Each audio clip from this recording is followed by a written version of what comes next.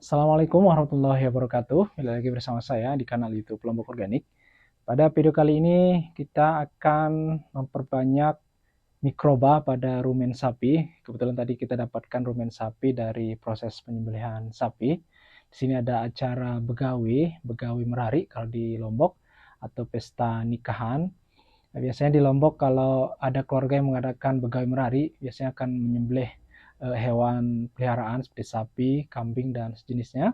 Dan kita akan coba ambil rumen sapinya dan kita akan perbanyak, dan nanti ini akan kita gunakan sebagai super decomposer untuk mendekomposisi berbagai jenis material organik dalam proses pembuatan pupuk organik cair maupun pupuk organik padat. Kenapa saya mengatakan mikroba rumen sapi ini sebagai mikroba super decomposer? Mungkin banyak yang belum menyadari bahwa dalam proses pembuatan pupuk organik cair, sebenarnya kita meniru proses pencernaan dari sapi, di mana sebelum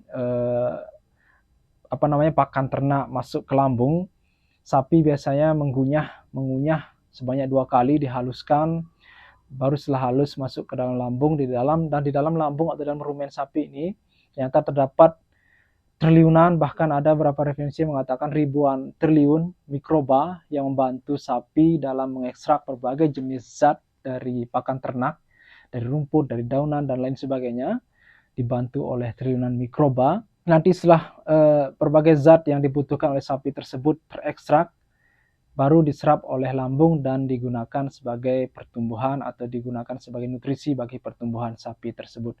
Jadi zat tersebut tidak hanya berupa karbohidrat, protein, dan unsur nutrisi lainnya, akan tapi juga sapi tentunya juga membutuhkan berbagai jenis unsur seperti yang dibutuhkan oleh tanaman seperti NPK dan lain sebagainya, zat besi atau unsur hara mikro, makro, dan lain sebagainya.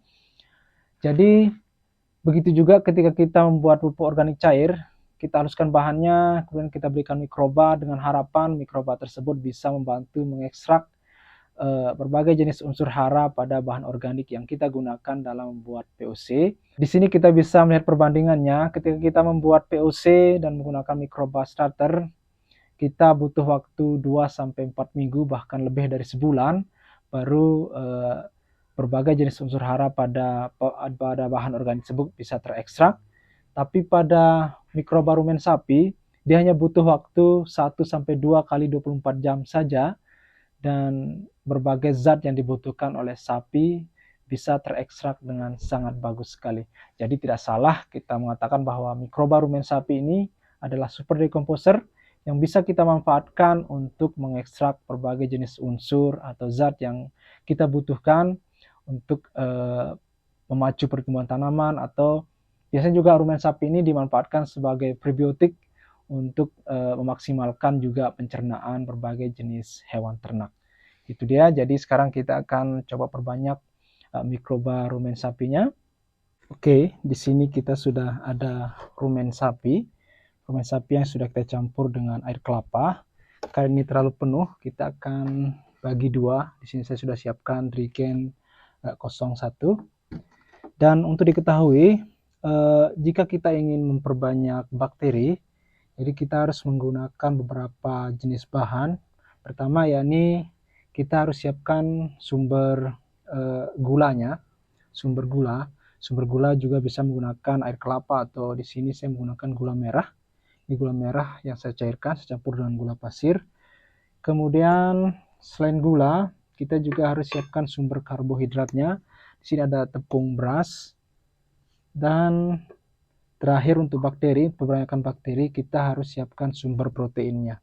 Di sini saya menggunakan terasi. Ini terasi yang dibuat sendiri di rumah, jadi saya pastikan ini aman dari pengawet.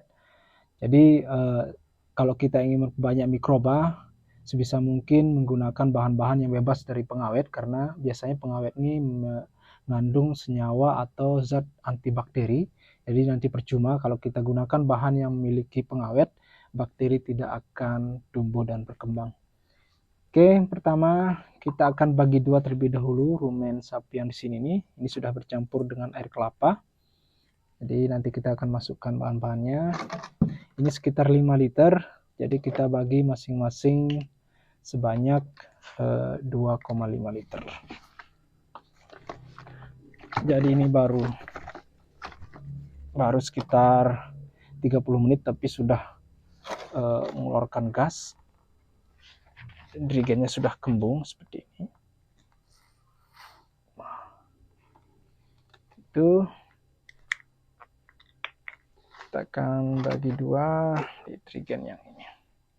Oke, cairan rumennya sudah kita bagi dua. Selanjutnya kita akan masukkan beberapa bahan yang akan menjadi makanan bagi bakteri pada rumen ini. Pertama, kita akan masukkan tepung berasnya.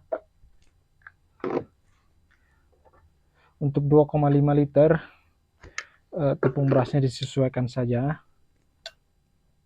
Saya menggunakan sekitar 4 sendok besar.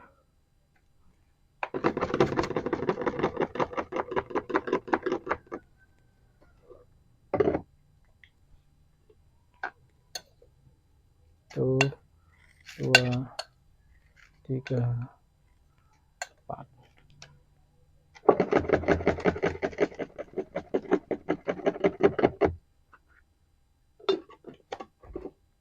Selanjutnya kita akan masukkan gulanya. Sini gulanya ada 400 ml. Kita akan gunakan masing-masing 200 ml.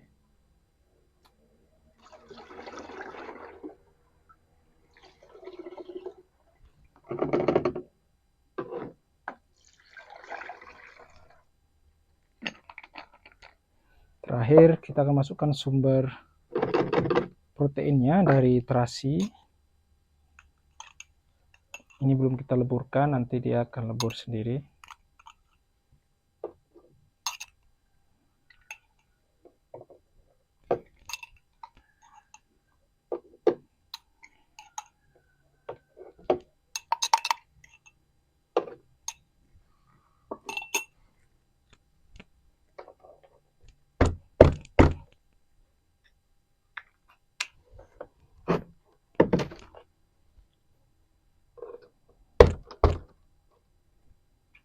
Kemudian kita tutup rapat.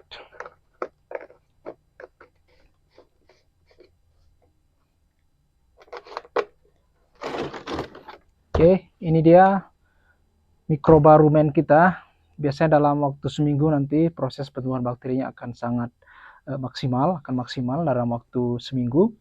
Jadi setelah seminggu ini nanti bisa kita akan gunakan sebagai mikroba starter untuk membantu dalam memfermentasi atau mengurai bahan-bahan organik yang kita gunakan dalam pembuatan pupuk organik cair ataupun pupuk organik padat. Oke, demikian. Semoga video ini bermanfaat. Sekian. Assalamualaikum warahmatullahi wabarakatuh.